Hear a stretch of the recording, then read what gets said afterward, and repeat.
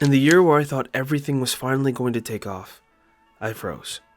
At the beginning of this year, my channel went from 200 subscribers to almost 3,000, which for the big time creators is not a lot, but for me it means the world. The fact that almost 3,000 people have connected with the stories that I want to tell. And at a moment when I should have pushed my creativity, I got into one of the worst depressions of my life. This time I was finally starting to see success from the thing that I want to do most, which brought on new stresses from people in my life. Hearing things like, if I saw growth like that, I would lock in. And to be honest, they're right. Why work so hard just to crumble when you just passed the starting line? All that pressure and depression had me become a hermit in my own room. But then it hit me. People my age are adventuring and finding out who they are, and I'm just here sulking. So maybe all I have to do is... Hello? Lisa? William? Yeah? Yeah.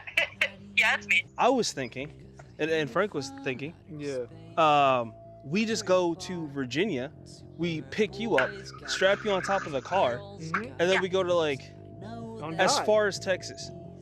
Like, as long as it's like a month in advance at least, then I'm good. I'm swag. That we could plan it for the summer then. That'll be perfect. Yeah. And so it began, the trip that quite literally saved my life. I was no longer cowering away from the world. I was traveling from state to state, sleeping under the stars with two of my best friends. But like all things, the trip had to come to an end. I went home excited for which journey to come next.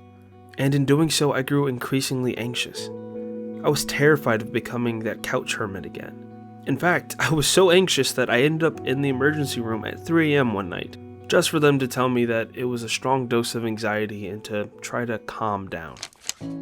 What do I do now? Well, I guess I just have to create.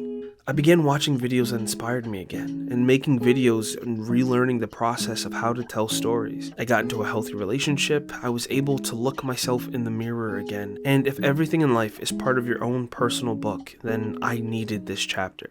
And in fact, I am very grateful for it. So I'm just a New England boy with a camera and a dream. And to be honest, that's good enough for me. This is ArtStew. Create.